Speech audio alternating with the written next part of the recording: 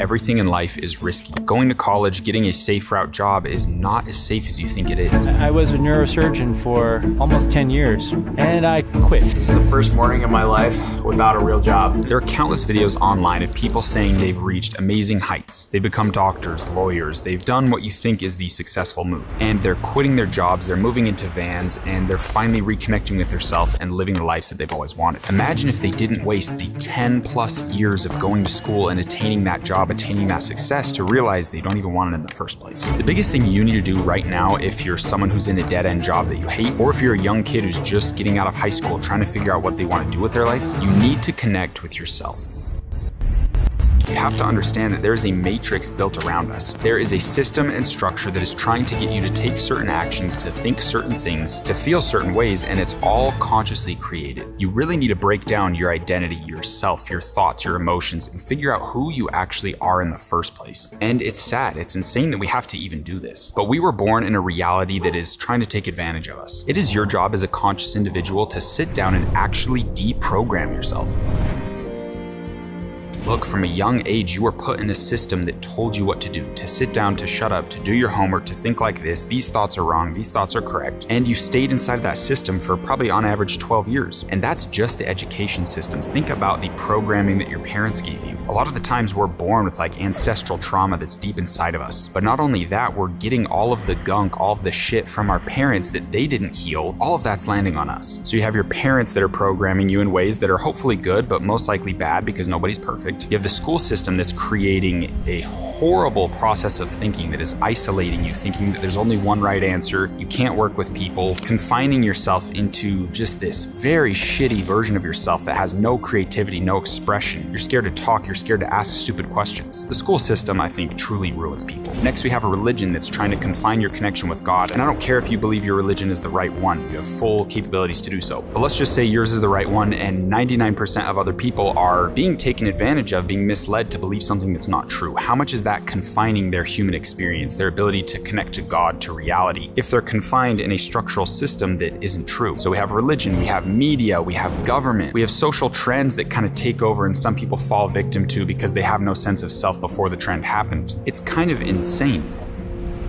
So I want you to be able to sit down and actually find yourself. Who are you? What moves you? What makes you happy? What makes you sad? What makes you want to cry? Really find the answers to these things, because when you're looking at a map, the first thing you need to figure out is where you are and where you need to go. Right now, we're on the where you even are phase, because if you don't know where you're at, you're definitely not going to be able to make it to where you're trying to go. And it makes me really sad that most people don't know the answer to either of those questions. So the best way to find yourself and think of who you are is look back at your childhood. What naturally came into your life? In my eyes, this is God trying to show you signs of the things that you excel at, the things you're good at, the kind of purpose, mission, and reason that you're here in this life in the first place. So look around, think of your past. What were you drawn to when you were little? What did people always say about you? What did you have fun doing? What scared you? Really analyze your past, because I think it gives you clues to where you're supposed to go and what you're supposed to do in this life. Next thing you need to do is learn meditation. You have to understand how to cut the static out of your brain and actually sit down and have conscious thoughts and let inspiration, let God, your highest self, the universe, whatever you want to call it, talk to you. You need to learn to listen. Quit thinking all the time. Quit letting this static, these thoughts, these emotions always consume and control you. Once you learn to meditate, and hopefully we've understood where we were in the past, we have some ideas of what we did when we were younger. Next, you need to learn how to reprogram yourself, actually consciously creating a new sense of identity, a new sense of belief systems, ones that we create, not ones that were just handed to us. The only real and genuine way I know how to do this is by watching other people, consuming real content, reading real foundational books, and genuinely waking up every day with the thought process of how can I better myself? How can I connect with myself? How can I become the person I know I'm supposed to be? Because if you wake up every day with that frequency, that energy, the universe, the world around you is going to respond to it. And it's going to give you hints, little tastes of inspiration, little paths that you can follow and explore and start to learn and really test yourself and figure out who you even are. Because the universe is built for expansion. It wants growth. It wants experience. So the universe is genuinely benefiting off you growing, all in the name time of evolution. God wants you to grow. God put you here for a reason. There's a purpose behind your life, and it's your job to go out and fulfill it. The sad thing is we're so caught up in our own programming, our own static in our brain, all these different systems that are trying to control us, that we can't really connect with God anymore. We can't hear those whispers of inspiration. We can't connect with that emotion of our highest self because everything else in this world is designed to stop that form of communication. So I'm gonna have a link below this video where you can actually see the books that I've read that have genuinely changed my life. There's a list of like 30 on there. Honestly, just read through them, maybe randomly pick one, see what feels like it draws you in the most, listen to that feeling, and just go out and read that one. I genuinely wouldn't be who I am today without reading these books, consuming tons of content on mindset, motivation, personal development, and actually just trying to tap into myself. So that process took me like 2 to 3 years of reading books in my mom's bathtub, but it created who I am fundamentally today.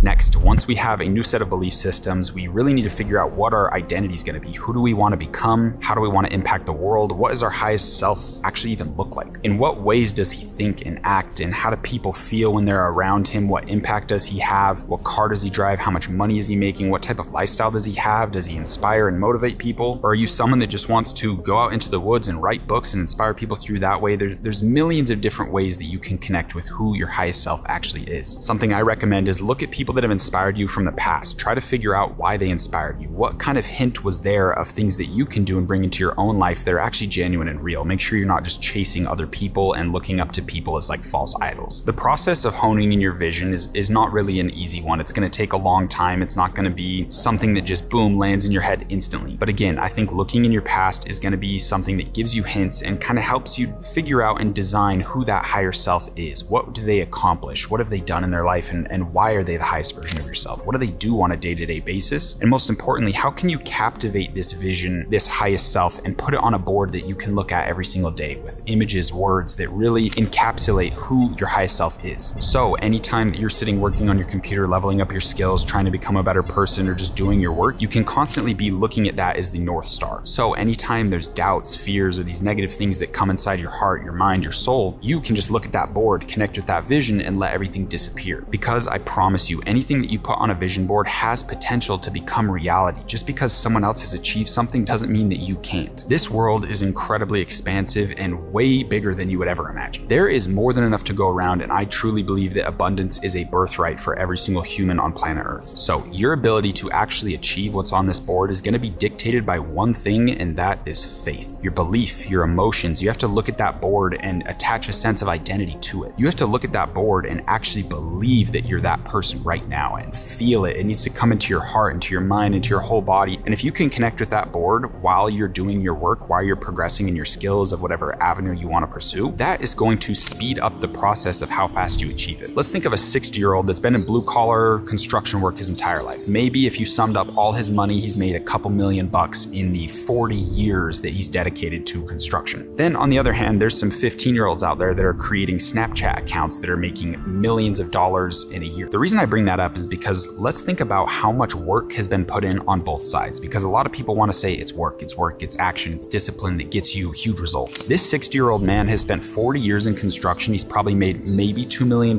in that entire time frame, and he is waking up at 6 in the morning, working the most ass job you possibly could work. It's physically exhausting. You're out in the heat. You're genuinely damaging your body going through this job. And after 40 years, you don't even have enough to show compared to a 15-year-old that had an opportunity. Obviously, there's luck involved. Obviously, there's a million different things that take place. But if you have that vision board, you know where to go, and you're imbuing that vision board with the belief systems and the emotions that you can achieve that, you can become that, that's when you start getting these little luck opportunities coming your way. Because I promise you right now, that person working construction has no belief systems, no sense of identity, no drive or something they're striving for. They have no clue where they're at. They have no clue where they want to go. That's why it doesn't matter how hard they work. Hard work only actually provides growth once you have those other things in place, like the vision board, the identity, the belief systems, and all those emotions to actually build something. Hard work is like fuel. If you're a heat-seeking missile that has no ability to detect heat, but you have a ton of fuel, you're not going to be able to go anywhere. Meanwhile, where someone else could have way less fuel, way less hard work, but they have a ton of different detectors that allows them to follow the heat and get to that end place that they want to go, that's the person who's going to be successful. I feel like a lot of people think that success is like launching a rocket ship. You have to have the end destination. You have to have all the math perfectly. Nothing is going to go wrong. wrong, and if it does go wrong, everything blows up in your face, all the astronauts on the spaceship die. And that's just really not the case. Having a successful business or just reaching success in any avenue of life is a lot like driving a car. You pick your vehicle, and that's another topic. There's a ton of vehicles that are extremely slow. They take forever. Like, you can hop in a little canoe, or you could get in a jet boat and go 200 miles an hour, or you could get in a plane, go 600 miles an hour. You have so many opportunities where failure isn't going to end anything. You just have to hit a U-turn. You just have to fill up with gas. You just have to repair the car if it gets damaged, and you can still go on the same path you were going on anyway. Nobody's going to die. Nothing's going to blow up. You're going to be fine. And again, I could ramble so hard about how you need to choose the right vehicles, because construction is obviously a little canoe, rowboat. You're going 2 miles an hour. You're never getting anywhere. So you really have to be careful in choosing which vehicle you step into to actually build out these systems, these beliefs, these structures, these emotions, and make sure that that vehicle has the potential to take you where you want to go. But that's my ramble. I had no idea what I was going to even talk about in this video. I hope you genuinely got some information, some value out of it. If you're ready to take action, this video inspired you, then definitely make sure you go check out my 18-hour dropshipping course. It's 100% free. I spent almost a year building it. I go over everything I learned from starting dropshipping in like 2016, 2017 to the point now where I've made probably $4 to $6 million in revenue on dropshipping. And I promise you, the course is incredibly strong. I teach about all the stuff I talked about today, plus all the technical stuff, all the work stuff, so you can actually get there. Also, if you want a sense of community throughout this process, so you're not going on this journey alone, I do have a paid community group where everyone in there is doing their dopamine detoxes. They have their vision boards set. They know where they want to go, and they're working to get that success through dropshipping and e-commerce. So if you're the type of person that's been locked in the office, just trying to work, just trying to self-improve, maybe you've cut off all the friends and you need a sense of community, I really recommend checking it out. That's how I went through like 6 years of my journey, and I promise you, having a sense of community, having people around you can network with is an absolute game changer. And if you genuinely want to join the community group, I want to give you 50% off. There should be a link below this video to come join the community group at checkout. Just make sure you use code FRIENDS. Thank you so much for watching. I genuinely love you. I'm rooting for you. I'm proud of you, and I hope you see success in all of your future endeavors.